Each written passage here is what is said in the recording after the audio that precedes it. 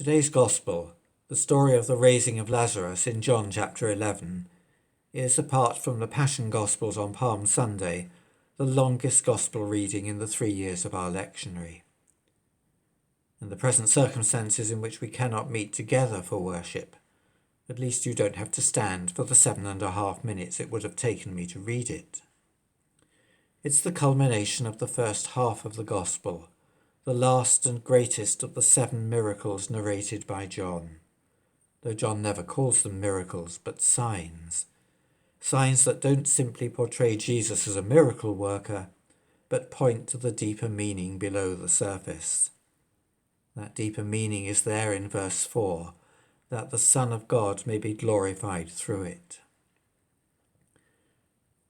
And though there are still a couple more to come in the following chapters, it's also the culmination of the 7 I am sayings of Jesus. I am the bread of life, the light of the world, the door, the good shepherd, and now the resurrection and the life. But it's also the launch pad for the second half of the Gospel. It's the trigger for the Jewish authorities to take action against Jesus. It's the final straw that breaks the camel's back as far as they're concerned, and it leads inexorably into the Gospel's passion narrative. Yet even more than in the other Gospels, it's not the passion narrative that is the climax of John's Gospel, but the resurrection. Mark's Gospel is sometimes described as a passion narrative with an extended introduction. Without denying the importance of the cross in John, I like to think of John's Gospel as a resurrection narrative with an extended introduction. And the raising of Lazarus at this pivotal moment in the Gospel points forward to the resurrection of Jesus. It provides a graphic illustration of one of the great themes of John's Gospel in his opening verses, "In him was life." You cannot read today's Gospel and then read John's resurrection narrative in chapter 20 without being struck by the similarities in wording. Rise again, weep, where have you laid him? Take away the stone, the cloth and the napkin around his head, all exact words or phrases that recur in chapter 20. Of course, the raising of Lazarus is not the same as the resurrection of Jesus. Lazarus would in due course die again and not return to this life. But these similarities in wording are enough to suggest that John sees this story as in some sense symbolizing that greater rising to new life that would be the climax of his whole gospel, not just of Jesus himself, but for John's readers and for us who hear him 2 millennia later, of all who believe and have passed from death to life in him. The raising of Lazarus might seem a surprising choice of gospel for today, Passion Sunday, as we head into the 2 most solemn, desolate weeks of the Christian year. But it is in fact very suitable as we stand at this pivotal moment in the season of Lent.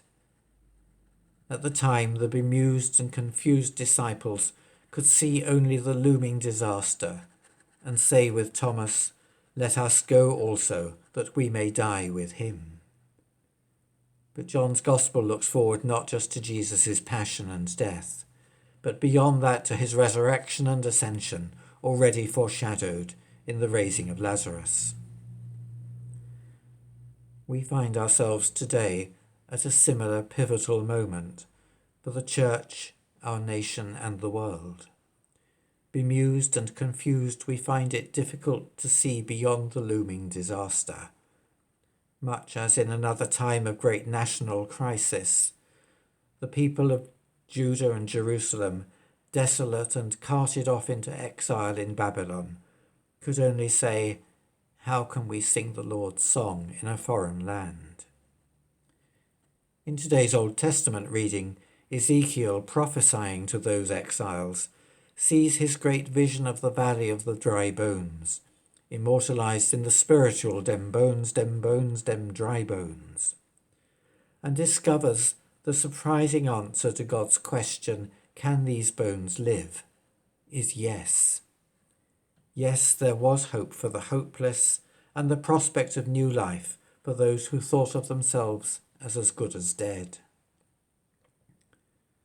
So too for us there is hope.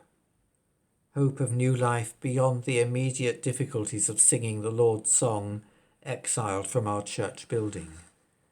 Hope of new life foreshadowed in the raising of Lazarus.